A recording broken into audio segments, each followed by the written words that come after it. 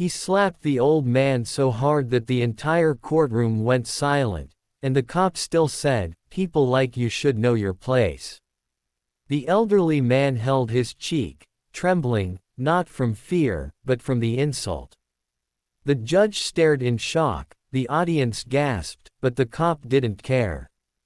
He smirked and said, "I'm putting him in jail today. No questions." And the bailiff didn't even move, because the cop had already warned everyone outside that this old man was dangerous.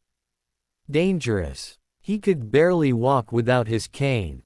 The old man tried to speak, voice shaking, "Officer, I didn't do anything.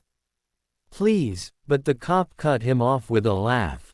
"Save it. You people always play innocent." And then, without any legal right, he grabbed the old man's arm and tried to drag him forward like he owned the whole courtroom. The judge opened her mouth to stop him, but the cop pointed at her and said, "Stay out of this. I already filed the report. He's going down." The cop's smirk disappeared for the first time. He stepped back, hiding the fear that flashed in his eyes, but the young man didn't blink. He walked right past the spectators, every step echoing like a warning. The judge looked relieved, almost grateful, as if someone had finally arrived who had real authority. The cop tried to straighten his uniform and said, "This is a legal matter. You can't just walk in here and interrupt." But the son raised a hand, calm and deadly.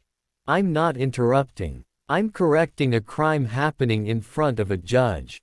The entire courtroom stared. The cop tried to laugh it off. "Crime. I arrested a hostile suspect." He resisted. "No," the son said sharply. "You assaulted a senior citizen. My father. An innocent man." He opened the folder slowly, letting the tension build, and slid a document toward the judge. "This is the real report. The one you tried to replace with your fake statement." The cop's face turned pale. "Why, you can't prove anything."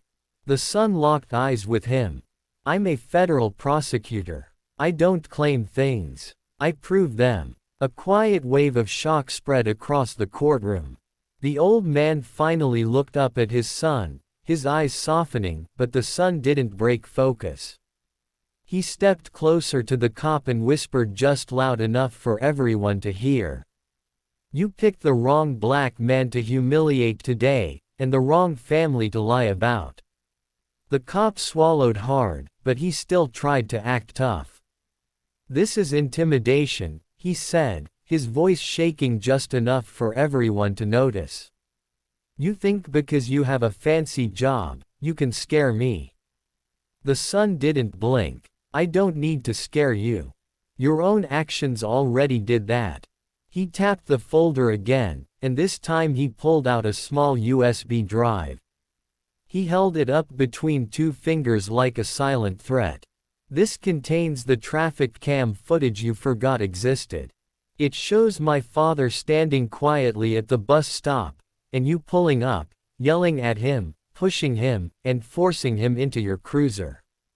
A tremor ran through the courtroom. Even the judge leaned forward.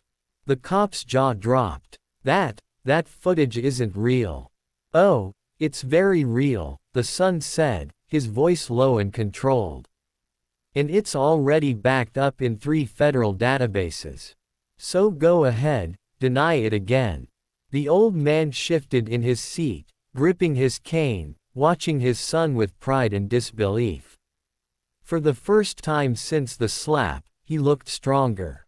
The cop glanced at the judge, as if begging for help, but the judge shook her head slowly.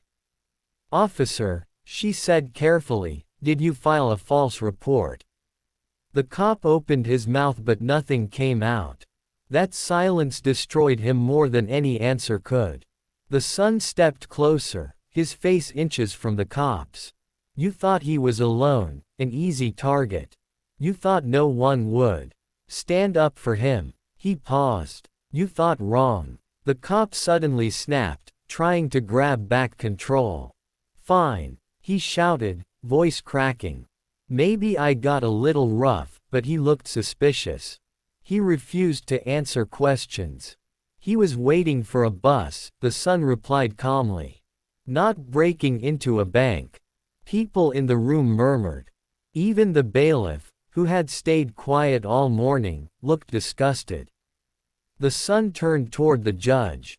Your Honor, before this hearing continues, I request my father be released from restraints immediately. He is not a threat. The real threat, he said, eyes burning into the cop, is the man abusing his badge. The judge nodded sharply. Remove the cuffs. Now. The cop hesitated, but the bailiff stepped forward, pushing his hands away and unlocking the cuffs himself. The old man let out a shaky breath, rubbing his wrists. The son placed a steady hand on his father's shoulder, just for a moment, but the emotion hit everyone. Then the son lifted another paper from the folder.